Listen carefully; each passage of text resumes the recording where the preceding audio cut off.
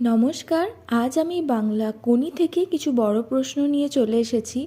জানি আর হাতে একদমই টাইম নেই, কিন্তু তাও যেটুকুনি টাইম আছে তার মধ্যে থেকে তোমরা মিলিয়ে নাও যে তোমরা এই প্রশ্নগুলো প্র্যাকটিস করেছো নাকি। আর যদি নাও করে থাকো একবার করে দেখে নিও যাতে পরীক্ষার হলে লিখতে পারো। চলো দেখা যাক প্রথম প্রশ্ন কি। প্রথম হচ্ছে, কোনির পারিবারিক জীবনের পরিচয় দাও। দ্বিতীয় প্রশ্ন, জোট চুরি করে আমাকে বসিয়ে রেখে এখন ঠেকায় পড়ে এসেছো আমার কাছে। কোনির এই অভিমানের কারণ কি, এর পরবর্তী ঘটনা সংক্ষেপে বর্ণনা করো। 3 নম্বর প্রশ্ন, কোনি উপন্যাস অবলম্বনে সাঁতার প্রশিক্ষক ক্ষিতি সিংয়ের চরিত্র সংক্ষেপে আলোচনা করো। এবং ওর সাথে রয়েছে, ইচ্ছে থাকলেও ওকে সাঁতার শেখাবার সামর্থ্য আমার নেই, কে বলেছিল এবং তার পরিচয়ও সংক্ষেপে উল্লেখ করো।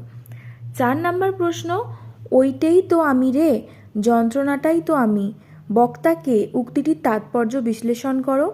খিদা কিভাবে কোনির জীবনের প্রেরণা হিসাবে কাজ করেছিল সেই সম্পর্কে আলোচনা করো।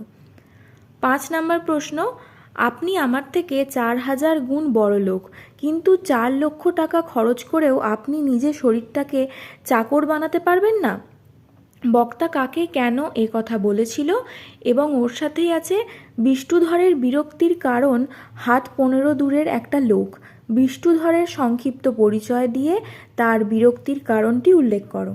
এবং ওরই সাথে আরও আছে, খাওয়ায় আমার লোভ নেই, ডায়েটিং করি, বক্তাকে, তার ডায়েটিংয়ের পরিচয় দাও। 6 নম্বর প্রশ্ন, এটা বুকের মধ্যে পুষে রাখুক, কি পুষে রাখার কথা বলা হয়েছে, কি কারণে এই পুষে রাখা। 7 নম্বর প্রশ্ন, কোনি উপন্যাসের কাহিনী অবলম্বনে স্বামীর যোগ্য সহধর্মিণী রূপে লীলাবতীর পরিচয় দাও। 8 নম্বর প্রশ্ন, ফাইট কোনি ফাইট, সাধারণ সাঁতারু চ্যাম্পিয়ন হয়ে উঠতে গিয়ে কোনিকে কী ধরনের ফাইট করতে হয়েছিল সেটি নিজের ভাষায় লেখো। 9 নম্বর প্রশ্ন, খিদা, এবার আমি কি খাবো, বক্তাকে, উদ্দিষ্ট ব্যক্তি কিভাবে তাদের সাহায্য করেছেন। এবং শেষ প্রশ্ন, চিড়িয়াখানায় কোনিকে নিয়ে বেড়াতে গিয়ে কি ঘটেছিল, এই ঘটনা থেকে ক্ষিতীশের কি মনে হয়েছিল। এই 10টি প্রশ্ন তোমরা একবার মিলিয়ে নাও যে তোমরা অলরেডি প্র্যাকটিস করেছো নাকি, না করলেও একবার মিলিয়ে নেবে। সবাইকে বেস্ট অফ লাক। আর কদিন পরই এক্সাম, সবাই ভালো করে পড়াশোনা করো। ধন্যবাদ।